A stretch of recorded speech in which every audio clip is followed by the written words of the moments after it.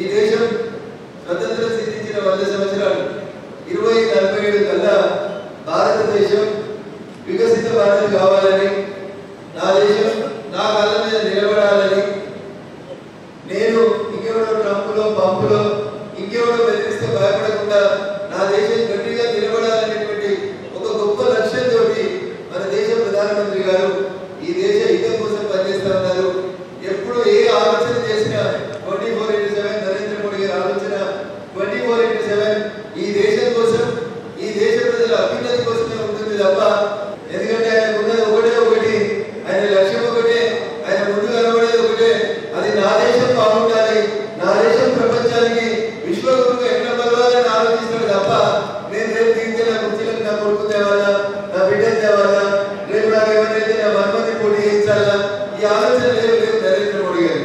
Leader ఎప్పుడైతే కష్టపడినప్పుడు నిలబడి నడిపించబడే నాయకుడు, ఈ దేశాన్ని నడిపించబడే నాయకుడు నరేంద్ర మోడీ గారు.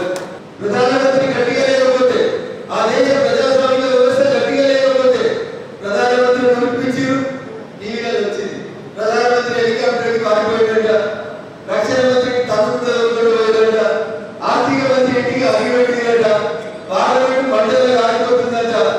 4 రోజుల కింద జరిగింది. నేను చెప్తలేను, నా సొంత కవిత దారి. మనం అందరం చూసిన ప్రపంచం అంతా చూసింది. బంగ్లాదేశ్ లో ప్రధానమంత్రి తత్తరు ఇల్లు అడ్డు పెడుతుంటే ఇంకొచ్చి మన దేశంలో దాక్కున్నది బంగ్లాదేశ్ ప్రధానమంత్రి. ఓట్ల చోరీ అయిందంట. ఆయన సిగ్నల్ 3 వారాల కింద మాట్లాడాడు, మేమందరం ఎంపీ, మీరందరూ ఓట్లేస్తే గెలిచిన వాళ్ళు, ఒక్కొక్క ఎంపీ 20-25 లక్షల మంది ఓట్లేస్తే ఎంపీ అవుతారు. ఓటు చోరీ కాదట, ఎంపీ ఓటు కూడా చోరీ అయ్యాక. అరే వారు ఎందుకంటే దారుణమైన మాట ఉంటుందా?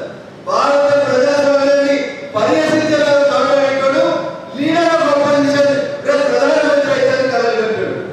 ఆయన ఏ మంత్రి కాడు, ఆయన జీవితంలో ఆయన మిగిలిపోయాడు. అంటే ఆయన ఏం కాదు,